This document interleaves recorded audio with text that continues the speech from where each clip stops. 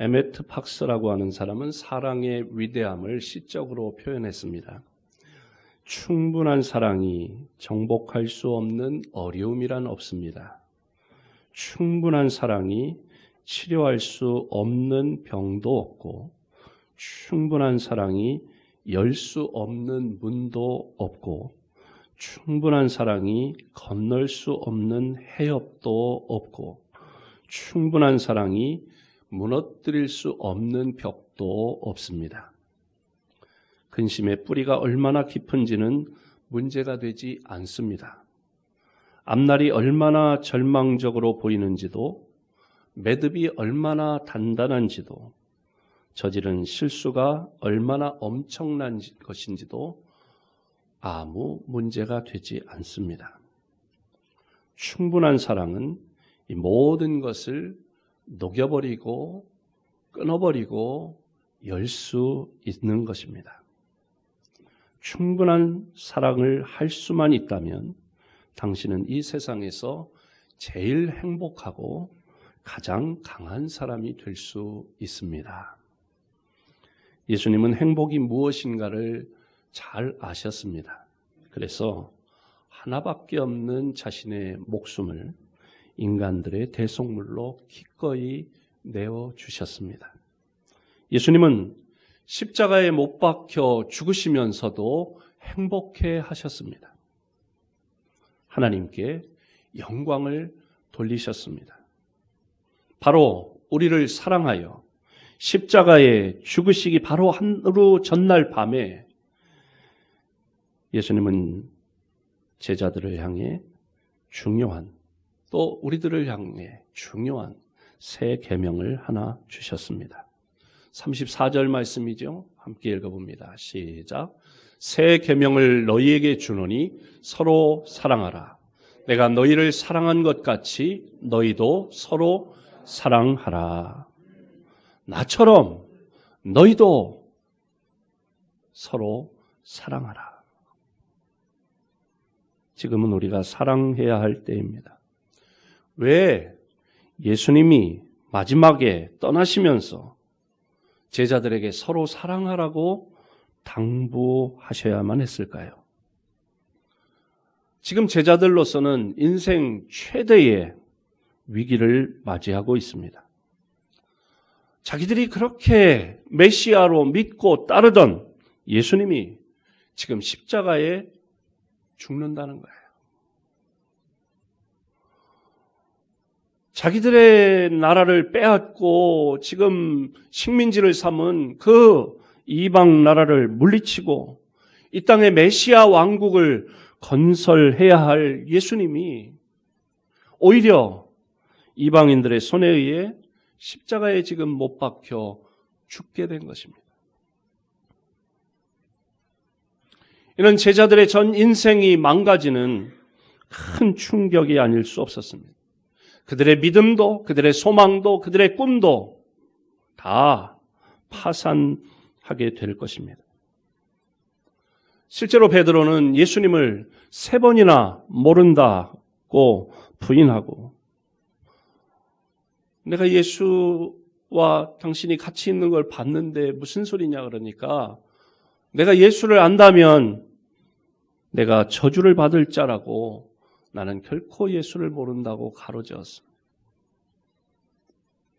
제자들은 허탈감과 좌절에 빠져서 고향으로 내려가고 두려움과 공포의 문을 걸어 잠그고 사망 권세에 시달리고 있는 시간이었습니다. 예수님은 바로 이 제자들에게 닥칠 절망적인 상황을 아셨던 것입니다. 정신적으로나 영적으로나 육신적으로 총체적인 위기 가운데 과연 제자들로 하여금 이 어려운 순간을 극복하고 꿋꿋하게 버티게 할 수 있는 것이 과연 무엇일까? 뿐만 아니라 제자들은 계속해서 믿지 않는 이 세상에 나아가서 그들이 핍박하여 죽인 예수를 믿으라고 증거해야 할 사명을 가지고 있었습니다. 수없이 어려운 난관에 부딪히면서 모진 핍박도 당하면서 주님처럼 제자들도 죽을 수 있는 것입니다. 이런 상황에서 무엇이 제자들을 예수님의 제자로서의 사명을 잘 감당하고 승리하는 삶을 살아갈 수 있도록 할까? 돈, 명예, 권력? 그것은 예수님은 그것을 사랑이라고 보신 것입니다. 사랑의 진가는 어려울 때 더욱 발휘됩니다. 드러납니다. 어려운 때에 사랑이 바로 특효약입니다. 우리는 수없이 사랑만이 우리를 붙들어주고 다시 세워줄 수 있는 그런 순간들을 경험하며 살아왔습니다. 모든 일들이 잘 되고 잘 술술 풀릴 때에 서로 사랑하는 것도 아름답습니다. 하지만 생의 위기를 만나 가족들이 함께 험한 길을 걸을 때에 비로소 진정한 사랑이 필요합니다. 바로 그때 온 가족이 서로 사랑하며 서로 격려하고 서로 북돋아 줄 때에 그 가정이 다시 일어날 수 있습니다.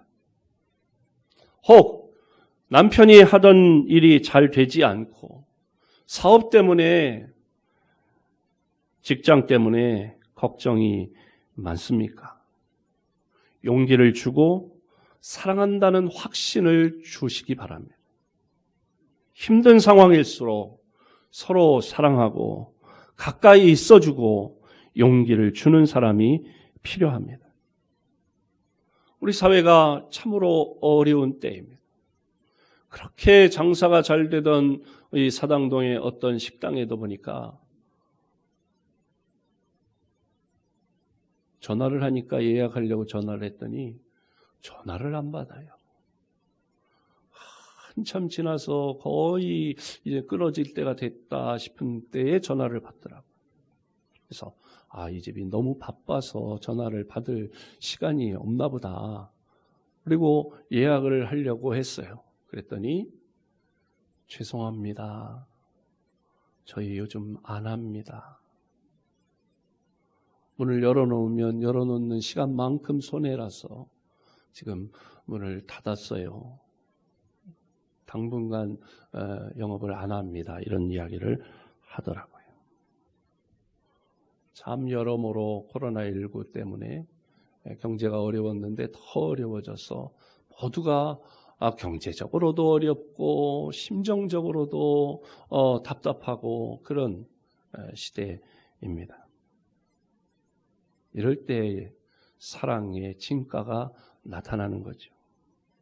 교회적으로도 큰 일을 앞에 두고 있을 때 서로 사랑하고 함께하며 힘이 되어주는 성도가 참된 성도일 것입니다. 어려운 때일수록 서로 사랑해야 합니다. 그러면 우리가 사랑해야 할 대상은 누구인가 하는 것입니다. 예수님께서는 사랑의 대상에 대해서 서로 사랑하라 그렇게 말씀하셨어요. 여기서 서로는 지금 이 말을 제자들에게 하시는 말씀인데 제자들 상호 간에 서로 사랑하라는 거예요. 너희들끼리 사랑해라 그런 말씀이에요. 거창하게 예수님께서 인류를 사랑해라, 전 세계를 가슴에 품고 그들을 사랑해라 그렇게 말씀하신 것이 아니라 너희들끼리 서로 사랑해라. 다른 누구를 생각하기에 앞서서 3년 동안 동고동락했던 너희 동료들, 제자들 간에 서로 사랑을 실천하라는 것입니다. 이 말씀은 오늘 우리에게도 마찬가지입니다. 주님은 거창한 사랑을 하라고 말씀한 것이 아닙니다. 가까이에 있는 남편, 가까이 있는 아내, 가까이 있는 자녀들, 부모님, 동기간, 이웃, 옆에 있는 성도를 사랑하라는 것입니다. C.S. 루이스는 인류를 사랑한다고 하는 거창한 타이틀을 사람들은 좋아하기 쉽다. 그러나 일반적인 면에서 모든 사람을 사랑한다고 하는 것은 아무도 사랑하지 않는 것에 대한 변명일 뿐이다. 그런 이야기를 했습니다. 사랑은 가까운 데 있는 사람을 사랑하는 것입니다. 그리고 사랑은 내가 오늘 나처럼 서로 사랑하라 그랬으니까 이제 사랑해야지 라고 하는 생각만 가지고는 안 됩니다. 사랑은 작은 실천이 중요합니다. 그럼 서로 사랑하기 위해서 구체적으로 우리가 실천할 수 있는 것은 무엇인가? 서로 사랑하려면 첫째로 서로 위로해야 합니다. 골고다 언덕에서 예수님이 십자가에 못 박히시고 그곳에서 넋을 잃고 돌아오는 제자들, 그들은 다 실패자요, 배신자요, 비겁한 자들이었습니다. 그들은 자신을 지탱하기 어려울 정도로 심한 상처와 좌절을 겪고 있었습니다. 지금 그들에게 정말 필요한 것이 있다면 그것은 따뜻한 위로의 말 한마디였습니다. 그들이 주저앉지 않도록 하기 위해서, 좌절하지 않도록 하기 위해서 그들에게 필요한 것이 있었다면 격려의 말 한마디였습니다. 참으로 지치고 낙담한 사람에게는 위로의 말 한마디보다 더 큰 사랑이 없습니다. 따뜻한 위로의 말 한마디, 따뜻한 격려의 말 한마디가 우리의 사랑을 나타내는 경우가 많습니다. 요즘 우리나라에 덕분에 감사합니다. 그런 캠페인, 그런 챌린지를 하고 있어요. 그래서 이렇게 엄지를 하면 엄지척 그러면 참 훌륭하다고, 당신이 최고라고 이런 표현이잖아요. 거기에 손을 바치는 것, 그런 존경. 당신이 그렇게 하는 것 최고다. 내가 그거 존경한다. 감사한다. 그렇게 표현하는 것입니다. 코로나19 사태에도 자신들의 생명과 또 건강을 담보하면서까지도 수고하는 의료진들 덕분에 감사하다고. 그래도 이만큼 빠른 시기 안에 우리나라가 잘 이 모든 것을 이렇게 정리하고 진정시킬 수 있는 거 여러분의 덕분입니다. 감사합니다. 이 어떤 시민단체나 시민들이, 국민들이 이렇게 자발적으로 하는 그런 캠페인이 아니라 이 당국에서 그렇게 하는 게 좋지 않겠냐고 이렇게 제시한 일종의 관제 캠페인입니다. 원래 관제 캠페인은 그렇게 썩들 국민의 호응을 받지 못하는 경우가 많은데 이번 경우는 좀 다른 것 같아요. 많은 공감이 형성이 되는 것 같아요. 덕분에 당신의 희생, 당신의 수고, 당신의 애씀 덕분에 우리가 이렇게 지내게 되는 거 참 감사하다고, 존경한다고, 수고 많다고, 그런 표현. 이런 표현을 의료진, 봉사자 이런 분들에게만 할 게 아니라 저는 그런 생각을 해봤어요. 그래서 장로님 덕분이라고. 장로님만 아멘을 하네. 권사 집사들이 아멘을 해줘야 되는데. 네? 권사님 덕분이라고. 네? 집사님 덕분이라고. 목사님 덕분이라고. 아니 코로나 사태 말이지 모여서 예배 못 드리는데 영상 예배를 드리는데 이 성결이 없었으면 어떻게 할 뻔했나 싶어요. 이 목사님이 계셔서 영상 예배를 드리는데 첫 주에는 뭐 소리가 찍찍거리고 뭐 이래요. 제가 쓰는 이 마이크에도 뭐 찡찡찡 소리가 나고 나중에 제가 이렇게 보니까 그래서 그 주중에 다시 왜 그 소리 원인이 뭔지 찾아가지고 그럼 가능하면 저렴한 비용으로 어떻게 할 수 있나 그래서 한 3만 원짜리인가 뭐 그거를 용산에 가서 구입해다가 장착을 하니까 깨끗해졌어요.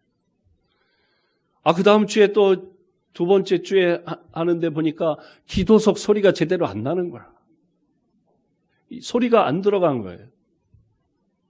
그래서 원인을 찾고 또 그 조치를 취했어요. 리허설 할 때까지 잘 나왔어요. 근데 당일날 됐는데 또 안 나오는 거예요. 그럼 또 그거를 이렇게 찾았어. 또 이 자막 하나 이렇게 들어가는 거. 원래 이 영상 그 자막 발생기라는 게 있어요. 그거를 이제 사용하면은 자연스럽게 이렇게 수시로 자막을 실황 가운데서도 넣을 수도 있고 그런 거는 한 1,000만 원 정도 비용이 들어가는. 그러면 어떻게 그렇게 자연스럽게 우리가 마치 1,000몇백만 원짜리 자막 발생기가 있는 교회처럼 보일 수 있을까? 그걸 또 머리를 짜내고 해가지고 자연스럽게 마치 TV에 뉴스에 나올 때 밑에 이렇게 쫙 들어가는 것처럼 이렇게 들어가는 색상도 그렇고 뭐 이렇게 글자 폰트 모양체도 그렇고 그래서 지금은 규모가 아주 큰 교회의 영상 예배나 저희 이 영상이나 차이가 별로 없어요. 아주 자연스럽게. 제가 미국에 있는 친구 목사님한테 보냈더니 어떻게 이렇게 선명하냐고, 부럽다고, 어떻게 하면 되느냐고 뭐 이렇게 이야기를 하더라고요. 우리 이 목사님 덕분에 영상 예배도 잘하고 있어요. 한번 해보세요. 이렇게 저 위에 있는데. 네. 좋잖아요. 왜 소리가 안 나냐고 막 이렇게만 뭐 했냐고 막 손가락질만 할 게 아니라 조그만 어떤 것에도 참 덕분이라고 감사하다고 수고 많았다고. 네. 집에서도 교회에서도 우리 일터에서도 서로 그렇게 위로할 때에 그 가정이 분위기가 따뜻해지고요. 직장이 내가 일하고 있는 그 일터가 분위기가 온화해지고 우리 교회가 분위기가 아주 따끈따끈해지고 말 한마디, 위로의 말 한마디가 그렇게 관계를 원활하게 할 수 있는 줄로 믿습니다. 헨리 나우에는 위로라고 하는 것은 외로운 사람과 함께 하는 것을 의미한다. 그러므로 위로는 마음을 쓰며 돌보는 일 가운데 중요한 것이다. 위로는 당신이 겪고 있는 고통을 내가 가져가 주겠다고 하는 것이 아니다. 그것은 함께 있으면서 힘든 당신이 지금 혼자가 아닙니다. 내가 당신과 함께 있습니다. 우리는 함께 고통을 감당할 수 있습니다. 그러니 힘내세요. 그런 얘기입니다. 어려운 일을 만난 성도들을 만나 대화를 하면 그 이야기를 들으면서 저는 그런 걸 느낄 때가 종종 있습니다. 내가 무슨 말로, 무슨 그 문자나 글로 위로할 수 있는 말이나 글을 떠올릴 수 없을 때가 있더라.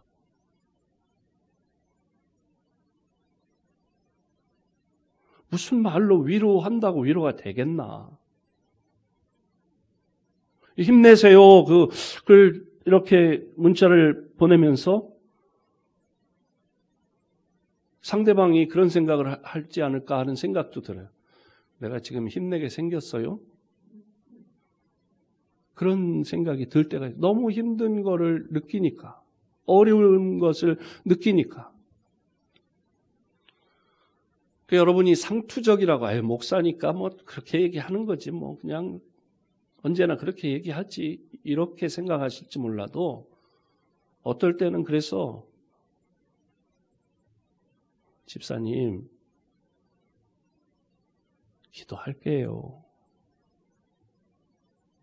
그 말밖에 할 말이 없더라고요. 내가 집사님의, 권사님의, 장로님의 그 어려움을 놓고 하나님께 기도할게요. 그 말밖에 할 말이 없는데 그것이 무슨 이야기입니까? 내가 같이 하고 있다는 이야기죠. 참으로 우리 모두는 위로를 주고받아야 할 나약한 존재들입니다. 코로나19 앞에 나는 대통령이니까, 나는 재벌이니까 두렵지 않다. 그럴 사람이 하나도 없어요. 나는 젊으니까, 나는 관록이 있으니까 코로나19 앞에 아무도 자기의 가진 것을 내세우고 그러니 나는 끄떡없다 할 자가 아무도 없어요. 패스트가 지나갈 때 그랬다는 거예요. 그때 두 가지 양상으로 나타나는데 어떤 사람들은 그냥 좌절하고 자포자기하는 사람이 있고 신이 어디 있냐고 신을 욕하는 사람이 있는가 하면 그런 절망적인 상황에서 그러니 나는 아무것도 할 수 없습니다. 하나님이 도와주셔야 합니다. 라고 하나님께 돌아오는 사람이 있다는 것이죠. 여러분, 우리는 서로 위로가 필요한 사람들입니다. 남편도 아내도 자녀도 부모도 위로가 다 필요합니다. 장로님도 위로가 필요합니다. 집사님도 위로가 필요합니다. 권사님도 위로가 필요합니다. 목사님도 위로가 필요한 사람들입니다. 그런데 우리가 경험적으로 보면 늘 가까이 있는 사람끼리 위로하고 격려하고 힘을 얻는 것보다도 오히려 상처를 주고받을 때가 많다는 거예요. 멀리 있는 사람이나 잘 모르는 사람에게는 쉽게 선한 말, 좋은 말, 위로의 말을 하면서도 정작 가까이 있는 사람들에게는 낯이 간지럽다나 하면서 잘 못하는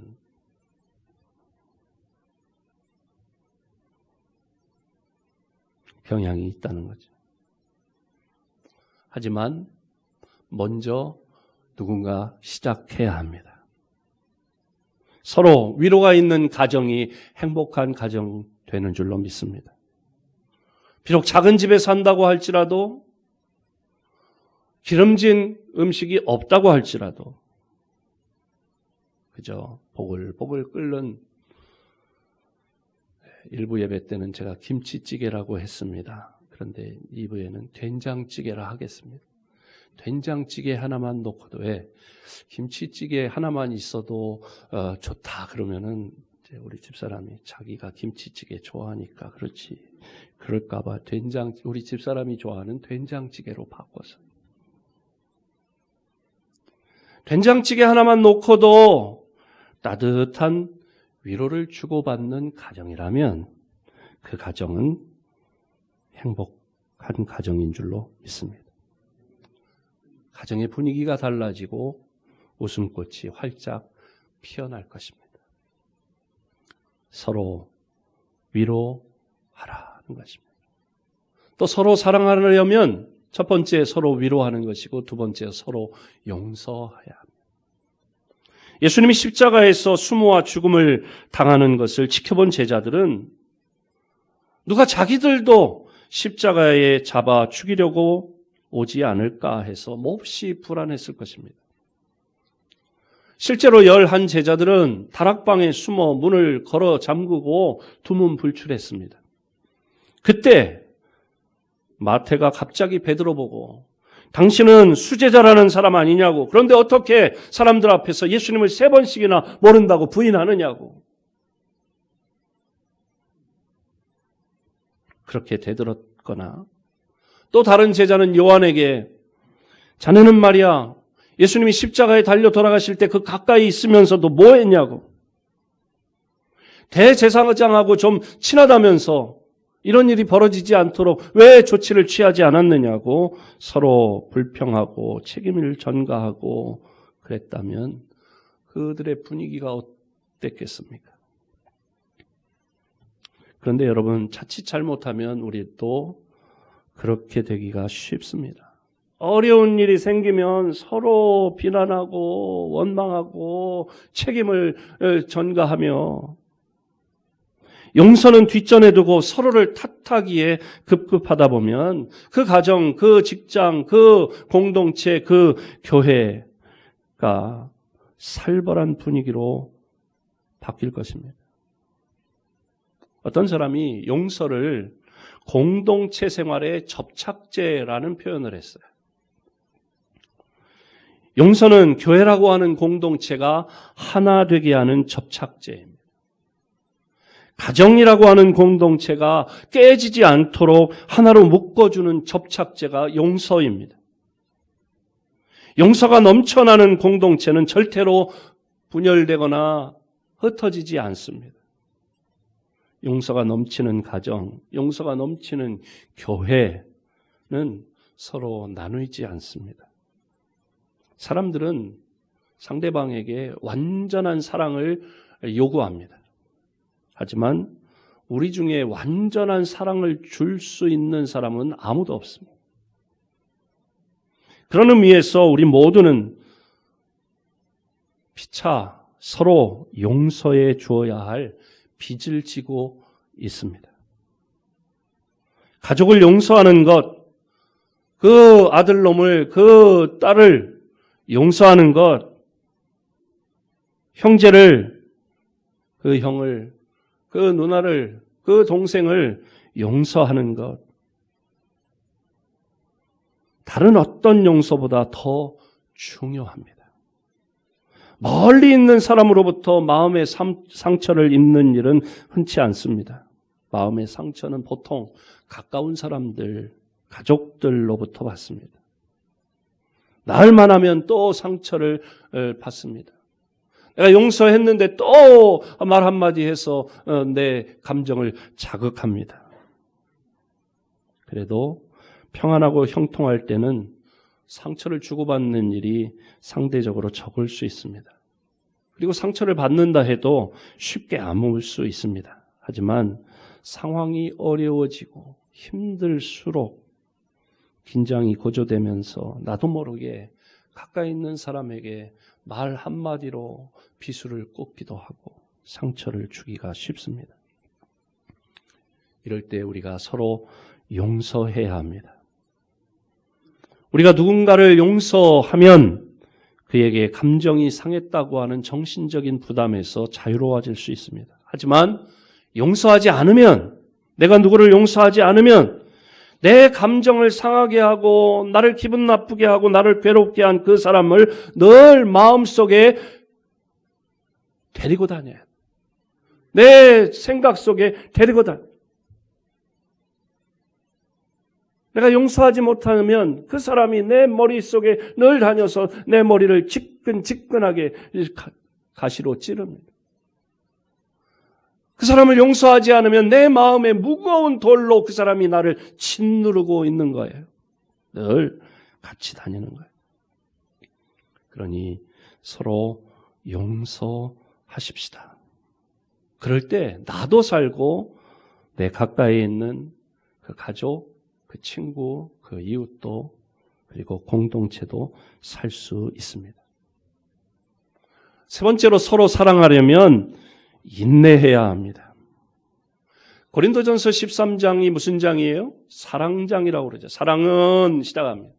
사랑은 오래 참고 사랑은 모든 것을 참으며 사랑은 모든 것을 견디느니라. 참고 참고 참아라. 그게 사랑이다. 그렇게 말씀하고 있어요. 그만큼 참는 것, 인내가 사랑에 있어서 중요하다는 거예요.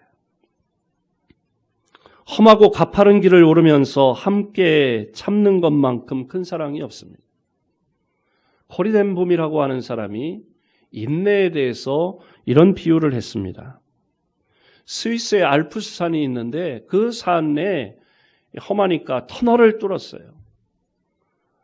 그 터널을 뚫었는데 터널을 이제 기차로 예전엔 다니는 거예요. 근데 터널이 하도 길고 또 그러니까 예전에 기차로 30분을 그 터널을 통과해야 된다는. 기차가 이제 이 연료를 떼가지고 가는 그런 기관차인데 그러면 막 시커먼 연기가 나오는 거 아니에요, 굴뚝에서. 터널을 지나가는데 굴뚝에서 연기가 나오니까 사람들이 옷도리를 벗어나가지고 일부에는 사용했는데 손수건을 꺼내가지고 이제 터널에 들어간다 그러면은 손수건을 꺼내서 입을 가리는 거예요. 입과 코를 가리고 통과하는 거예요. 그런데 30분이 넘게 걸린. 그 안에서 이제 기차가 연기를 뿜으면서 달리던 그 시절에 일단 터널 속에 들어가면 모든 사람들이 손수건으로 코를, 입을 막습니다. 아무리 기차 창문을 꽉꽉 닫아도 한 30분 동안 그 터널 속을 시커먼 연기가 가득한 그 터널 속을 기차가 달리다 보면 객차 안에 연기가 가득 자욱할 수밖에 없어요. 조금만 있어도 코안이 새카맣게 되고 숨이 턱턱 막힐 정도였으니 터널을 지나가는 그 시간이 얼마나 힘들었겠어요. 하지만 그 터널 속에서 나는 너무 힘들어서 이 기차에 내리겠다고 뛰어내리는 사람도 없고 기차표를 찢어버리는 사람도 한 사람이 없었다는. 모두가 코를 손수건으로 틀어막고 숨을 아끼며 참습니다. 조금만 참으면 밝은 햇살이 찬란하게 비치는 맑은 공기가 있는 입구가 나올 거야. 이제 한 10분만 참으면 돼. 그러면서 참고 이겨냅니다. 이게 바로 인내라는 것입니다. 어려울 때 서로 참아내는 것, 그것이 사랑입니다. 어려운 일이 찾아오니까 그 전에 쌓였던 거 다 쏟아내고 그냥 쪽내자, 끝내자가 아니라 어려운 일이 찾아올 때 참아내는 것, 그것이 사랑. 아빠, 참을 수 있어요. 여보, 견딜 수 있어요. 조금만 지나면 되지 않겠어요? 몇 달만 지나면 되지 않겠어요? 서로 참는 모습을 보여주는 것, 그것이 사랑입니다. 저는 오늘 우리가 서로 사랑하기 위해 실천해야 할 중요한 3가지를 말씀드렸습니다. 서로 위로하라. 서로 용서하라. 서로 인내하라. 누군가 먼저 이 사랑을 시작해야 합니다. 누가 먼저 이 사랑을 실천할 수 있을까요? 은혜를 받은 사람, 이 사랑을 받고 깨달은 사람만 실천할 수 있습니다. 바로 예수님의 먼저 베푸신 사랑을 받은 사람만 사랑할 수 있습니다. 우리는 이미 예수님의 이 사랑을 받은 사람들인 줄로 믿습니다. 주님은 우리에게 조건 없는 사랑을 주시면서 명령하셨습니다. 너희도 이와 같이 나처럼 서로 사랑해라. 서로 위로해라. 서로 인내해라. 서로 용서해라. 이렇게 주님이 주신 새 계명을 이 어려운 때에 가정에서, 교회에서, 여러분이 속해 있는 일터 사업장에서 실천하고 그리고 주님의 큰 은혜를 깊이 경험하며 살아가는 우리 모든 성도들이 되시기를 주님의 이름으로 축복합니다. 하나님 감사합니다. 오늘 하나님의 귀한 말씀 주시니 감사합니다. 교회 학교